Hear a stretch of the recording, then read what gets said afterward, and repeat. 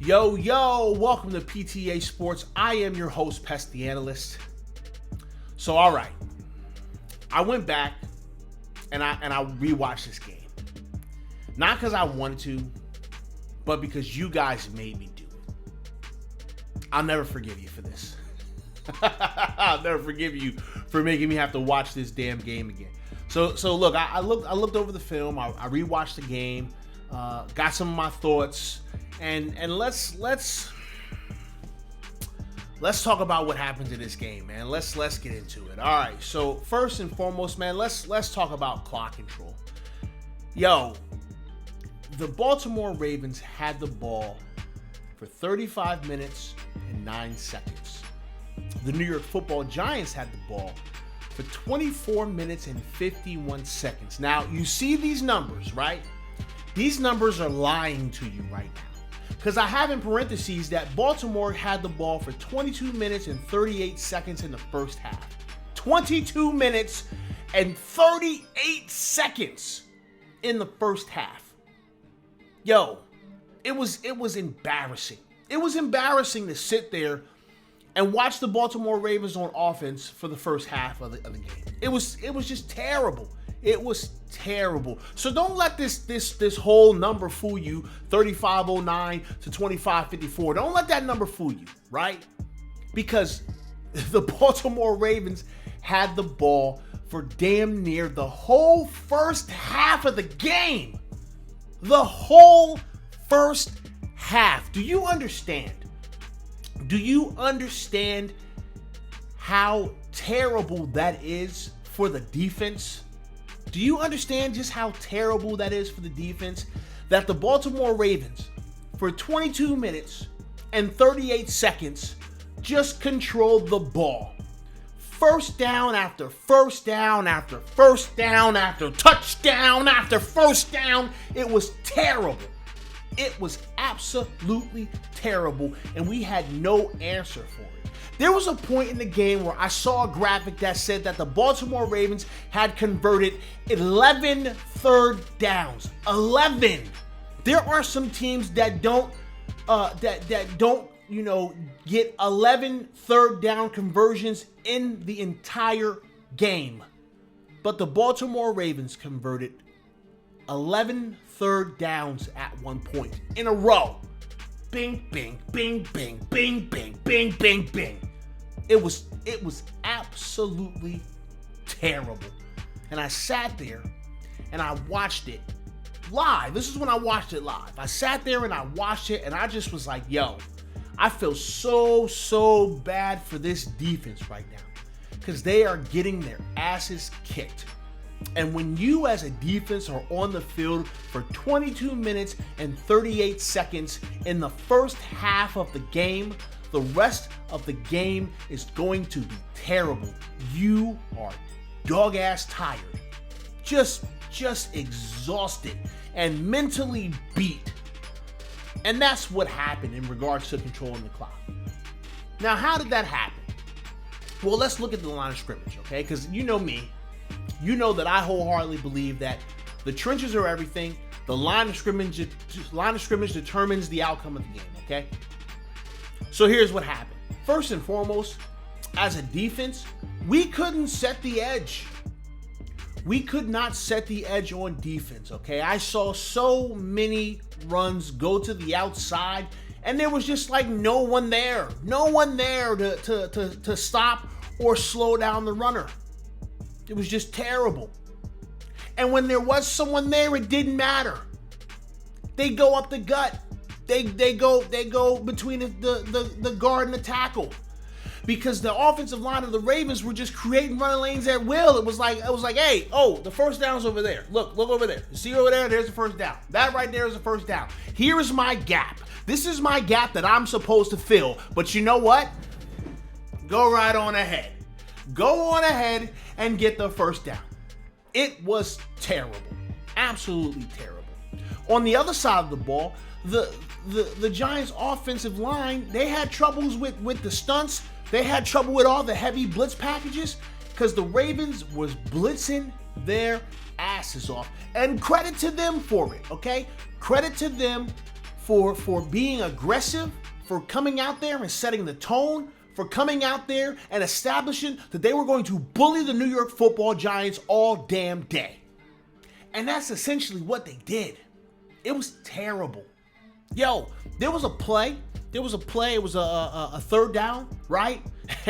And we ended up committing a false start penalty on the play, right? And actually, if I remember correctly, I think we had 2 false start penalties. But anyway, the Baltimore Ravens essentially had everyone at the line of scrimmage standing up. Who's coming? Who's blitzing? Who's not blitzing? And I looked at it and I was like, ugh, that looks terrible. I really, really hope that Daniel checks to something quick and underneath, because they're getting ready to send everybody or almost everybody. Yo, listen, they came out and they were just aggressive as hell. Just aggressive as hell, man. So credit to the Baltimore Ravens for that, because we had no answer to it. We really didn't. Let's look at the game plan, okay? So on defense, right, we continue to have this bend but don't break mentality, which it works, right? It works if you're a good red zone defense. It does work, okay? I don't necessarily have an issue with having a mentality of, hey, let's keep everything in front of us. Let's let nothing get over top. We're going to keep everything in front of us. We're going to tackle well. That's the mentality of this defense overall, right? But it seemed like because we're running this bend but don't break, we're running a lot of zone looks, right? Supposedly we ran a lot of man, and like I could see where we were running man, but it always looked like it always looked like it was zone, because it was always a wide receiver just open, just wide ass open, and we did make adjustments. You could tell that we made some adjustments, okay? Because the second half of the game looked a little bit different, even though the result was kind of the same.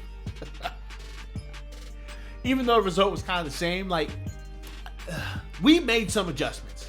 So I'm glad that we made some adjustments. But by the time we made the adjustments, it was too late. The tone had been set. The Ravens had already established that we are going to kick your ass today, and there's nothing you can do about it. Like, that's just the way it was. We got beat physically, and I really think we got beat mentally as well. Like, looking at it a second time as I just watched the way that the team played, it kind of looked like we were beat mentally as well.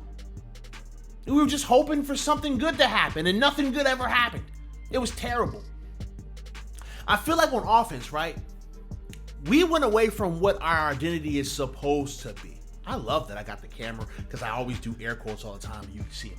We got away from what we are supposed to be, right? Which is supposed to be like this power football team, right? We're gonna run it down your throat. We're gonna bully you. We're gonna do exactly what the Baltimore Ravens wanted to do, what the Baltimore Ravens did to us.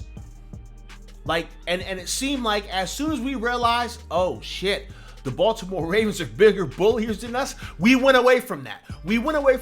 And we started, trying to take downfield shots. And it didn't work. It didn't work, okay? When you've got wide receivers that are dropping or flat out missing catchable balls, it don't matter if you're taking downfield shots. It really does not matter. A credit to the Baltimore Ravens defense again. Credit to the Baltimore Ravens defense, because they came out there and they were physical, and we weren't. We did not play physical at all. It was not good, y'all. It was just not good.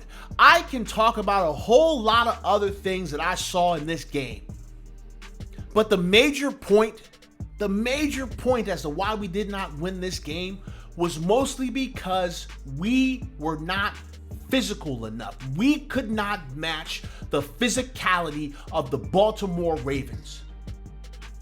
But we want to be a power run, smash mouth, punch you in the mouth for 60-minute team. We got punched in the mouth for 60 minutes, y'all. Period. Point blank. That's why we lost this game. Okay. Let's talk about a couple of players, okay? I'm not going to talk about a whole bunch of players, but let's talk about a couple of players. All right, Daniel Jones. I hear all the talking about Daniel Jones. You guys know that I'm not on the Daniel Jones train. You guys know that I'm just in my car, following the train, stopping at every station. I wave to him when he pokes his head out the door. Sometimes I flip him off. Son of a bitch.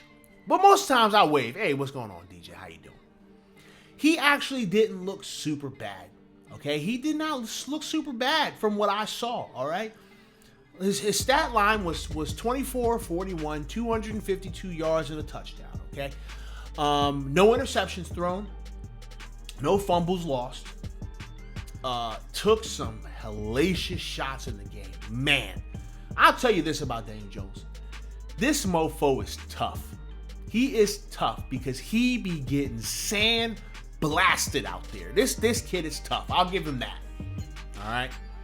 And it looked like he was doing a better job of recognizing some of the coverages. It looked like he was doing a good job of recognizing where the blitz was coming from. And he gave his wide receivers opportunities, and his wide receivers kind of let him down. Just being completely real. Like Darius Slayton dropped I'm not going to call it a dime because it wasn't really a dime, but it was definitely a catchable ball, and Daniel Jones put it where only Darius Slayton could get it, and he missed it. Just straight up missed it. So listen, I know that a lot of us are on the fence, and some of us are off the damn fence. We're off the fence, on the ground, where the ants is at. You know what I'm saying? Can't pick it up and eat it, past 5-second rule. I know some of y'all is off the fence. But I'm still kind of on the fence about Daniel Jones. I see things that I like. I see things that I hate. And I just hope that he continues to get rid of the things that I hate. We're going to just see. We're going to have to just wait and see. Okay? It is what it is. Okay, Sterling Shepard. Here's the thing about Sterling Shepard, right? Because I forget Sterling Shepard exists sometimes. I really do, man. Sometimes I forget that he exists. But you know what? He came through. He played well. 9 receptions out of 12 targets, 77 yards and a tutty. All right, Sterling. Thank you for stepping up and being the number one. All right, he was one of the number one targets. Besides him and Evan Ingram, he got hurt, so I'm not going to talk smack about Evan Ingram. We're going to see how he feels, and then when he comes back and he's fully healthy, I'll hate him again. But until then, good job, Evan, I suppose. Son of a bitch. But Sterling Shepard looked pretty damn good, y'all. I'm just saying. He looked pretty damn good. All right, Xavier McKinney. Here's the thing about Xavier McKinney, okay? Xavier McKinney looks good at times, okay? Like, and when I say he looks good at times, I don't mean that like he looks bad a lot and he looks good sometimes. I mean, like, what I see from him, I'm like, okay, cool. He's a relatively good tackler. Seems to play with effort. Seems to have a high motor. Seems to enjoy being out there and doing what he's doing.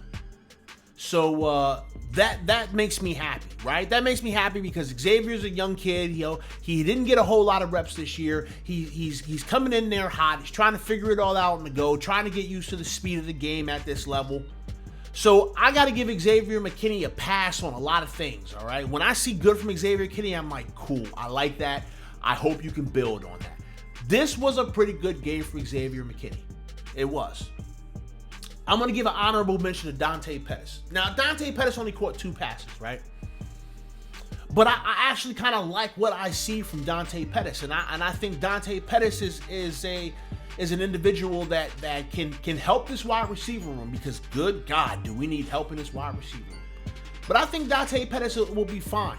Okay? I'm not saying he's going to be a world beater. I'm not saying Dante Pettis is the number one. I just think Dante Pettis is a good rotation guy, and I think that him and DJ can get some chemistry, and if they do, Dante Pettis can make some stuff happen, okay? Dante Pettis didn't look terrible in San Francisco. He didn't look great, but he didn't look terrible. So it's just a good addition to the wide receiver room, and I look forward to seeing more of what Dante Pettis can do here. I hope that we put Dante Pettis at kick returner, right? Because Deion Lewis ain't the move, man. Whenever I see Deion Lewis, whenever I see this man running with the ball out of the end zone on a kickoff, my butthole gets real tight. My breath, it starts to shorten. Because I'm absolutely concerned that he's getting ready to fumble the football. I'm just saying, that's just the way I feel when Deion Lewis is returning kicks. That's kind of just the way I feel, y'all. I mean, it is what it is. So listen, it was a rough go. It was a rough go at Baltimore. It just was. It was a rough go. Baltimore's a way better team than us. Baltimore set the tone. Baltimore played more physical. Baltimore executed their game plan better. And Baltimore won in convincing fashion. That's just what it is, man. Baltimore is just the better team. And you can't necessarily get super mad when you get beat by the better team. You just can't. All right, guys. So look, hopefully we're regrouping. All right. Hopefully we spent a lot of time over the last couple of days looking at film, figuring out where we went wrong, figuring out, where we can improve, figuring out the things that worked, figuring out what the hell Jason Garrett is doing when he's calling the plays. Because when you call a wide receiver screen that develops on the other side of the field and your quarterback rolls out to the opposite side of the field and throws that damn ball in the air, it made me want to punch the TV, y'all. I had to close my eyes just now just to not punch this punch this camera. Jason Garrett, you dumb son of a bitch. What are you doing? You better figure it out, man, because we got one more game left. We got one more game left, and this game is potentially the difference between us winning the division, maybe, possibly, or picking number 3 in the draft. That's how crazy this damn year is. We could win the division, or depending upon how many teams win, pick number 3 in the draft, y'all. It's crazy. It's crazy. It's super crazy. Don't understand it. So it is what it is, y'all. Your anger period should be over by now. You should have realized that, listen, this was a game that was going to be difficult from the jump, and everything had to work in our favor in order for us to win this game. If everything except for one thing went in our favor, but we had one thing that didn't go in our favor, we're going to lose this game. And in this game, we had nothing go in our favor. So it was inevitable, y'all. It was inevitable. It's just what it is. We get over it. We move on to Dallas. Let's beat these damn Cowboys. I appreciate y'all coming and listening to me talk. I hope everybody is having a great week. I hope everybody enjoys themselves. I hope everybody has a great New Year's Eve going into the new year. Please don't drink and drive. Call an Uber. But you shouldn't really be going anywhere anyway, because of the pandemic. If you're going somewhere, you should have a face mask on. It's kind of hard to get the liquor through the face mask. I've tried a few times. Dribbled all over them. Whatever. That doesn't matter. Hey, man, I hope everybody is safe and has a great week, and I will get up with you guys later. Deuces.